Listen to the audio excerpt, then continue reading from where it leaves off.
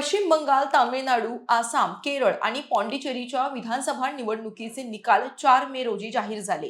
या निवडणुकीत अनेक दिग्गज नेत्यांचा पराभव झाला, तर अनेक नवीन चेहऱ्यांना विजयाचा गुलाल लागला. या निवडणुकीत सर्वाधिक चर्चा ही पश्चिम बंगाल आणि तामिळनाडूची झाली. भारतात आजही जिथं राजकारणाची मुळं घराणेशाहीशी घट्ट जकडलेली आहेत, तिथं मध्यमवर्गीय सामान्य घरातून आलेले उमेदवार निवडून येतात. फक्त निवडूनच नाही तर दिग्गज व्यक्तींना काटेकी टक्कर देतात. आज आपण अशाच 3 उमेदवारांविषयी बोलणार आहोत, ज्यांची या निवडणुकीत सर्वाधिक चर्चा झाली आहे. कोण आहेत हे सर्वाधिक चर्चित असलेले आमदार जाणून घेऊयात. नमस्कार, मी अक्षता. आपण पाहत आहात मुंबई आउटलुक. पश्चिम बंगाल विधानसभेच्या निकालानंतर एका उमेदवाराची मोठी चर्चा सुरू आहे. लोकांच्या घरी धुणी भांडी आणि घरकाम करून महिन्याला फक्त 2500 रुपये कमवणाऱ्या कलिता मांझी या निवडणुकीत आमदार झाल्यात. औसग्राम विधानसभा मतदारसंघ हा बोलपूर लोकसभा मतदारसंघात येतो. या निवडणुकीत भाजपाने कलिता मांझी यांना उमेदवारी दिली आणि लोकांनीही त्यांच्यावर विश्वास टाकला.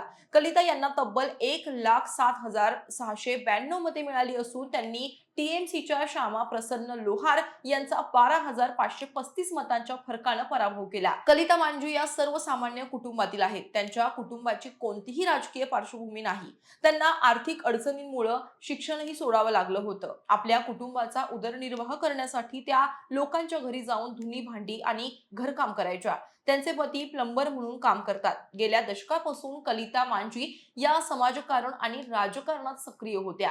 त्यांनी आपल्या राजकीय प्रवासाला बूथ स्तरावर पक्षाच्या कार्यकर्त्या म्हणून सुरुवात केली. त्यानंतर भाजपने त्यांना 2021च्या विधानसभा निवडणुकीत उमेदवारी दिली. मात्र तेव्हा त्यांना पराभव पत्करावा लागला. त्यानंतर यावेळी भाजप नेतृत्वानं त्यांच्यावर पुन्हा विश्वास दाखवत त्यांना उमेदवारी दिली आणि यावेळी त्या निवडून सुद्धा आल्या. निवडून आल्यानंतर कलिता मांझी यांचा तोच भांडी घासतानाचा फोटो शेअर करत भाजपच्या काही कार्यकर्त्यांनी त्यांचं अभिनंदन केलं.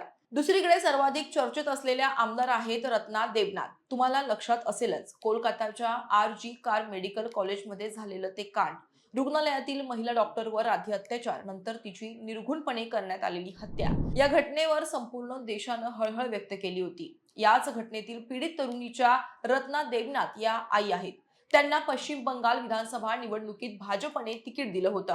पाणीहाटी मतदारसंघातून त्यांनी विजय मिळवलाय. रत्ना देवनाथ यांनी तृणमूल काँग्रेसचे तीर्थंकर घोष यांचा 28,836 मतांनी पराभव केला. ममता बॅनर्जी सरकारनं न्याय दिला नाही, पण जनता तुमच्या पाठीशी उभी राहील आणि सत्तांतरानंतर न्यायासाठी लढूया, याच विचारातून ही उमेदवारी त्यांना देण्यात आली होती. भाजपच्या या निर्णयाला पाणीहाटी विधानसभा मतदारसंघातील लाखो मतदारांनी पाठिंबा दिला.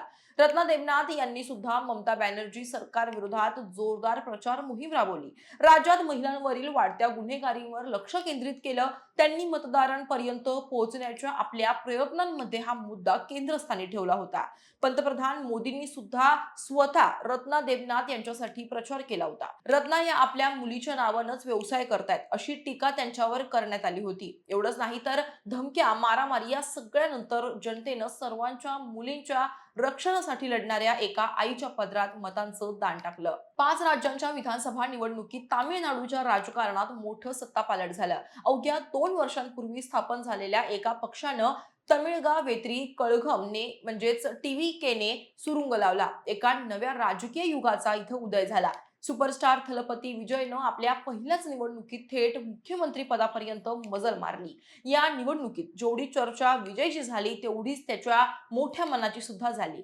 थलपती विजयनं त्याचे जुने ड्रायव्हर असलेले राजेंद्रन यांचा मुलगा सबरीनाथन आर याला विधानसभा निवडणुकीचं तिकीट दिलं. विजयनं त्याच्या उमेदवारी अर्ज भरण्याच्या दिवशी मंचावर विरुगम पक्कम मतदारसंघातून सबरीनाथनला तिकीट दिलं होतं. तिकीट वाटपाच्या वेळी सबरीनाथन रडत असल्याचा एक व्हिडिओ सोशल मीडियावर व्हायरल झाला. या व्हिडिओत सबरीनाथनला पक्षाचा उमेदवार म्हणून घोषित करताच तो मंचावर ढसाढसा रडू लागला. विजयनं त्याला या दरम्यान मिठी सुद्धा मारली. या प्रसंगी सबरीनाथनचे वडील राजेंद्रन सुद्धा भावुक झाले होते.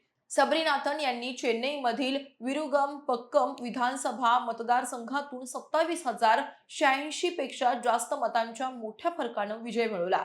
राजेंद्रन हे 3 दशकांहून अधिक काळ विजय सोबत आहेत. सुरुवातीला ते विजयचे ड्रायव्हर म्हणून आणि नंतर त्यांचे स्वीय सहाय्यक म्हणून काम करत होते. विजयच्या फॅन नेटवर्कशी संबंधित स्थानिक कल्याणकारी उपक्रमांमध्ये सक्रिय असलेल्या सबरीनाथन याची गेल्या वर्षीच विरुगम बक्कम जिल्हा सचिव म्हणून नियुक्ती करण्यात आली होती. निवडणुकीचे तिकीट मिळण्यापूर्वी तो संघटनेत हळूहळू वरच्या पदावर पोहोचला होता. विजयनं घराणेशाहीला धक्का देत आपल्याकडे काम करणाऱ्या ड्रायव्हरच्या मुलाला इतकी मोठी संधी दिली, त्यामुळे त्याचं यावेळी खूप कौतुक सुद्धा करण्यात आलं.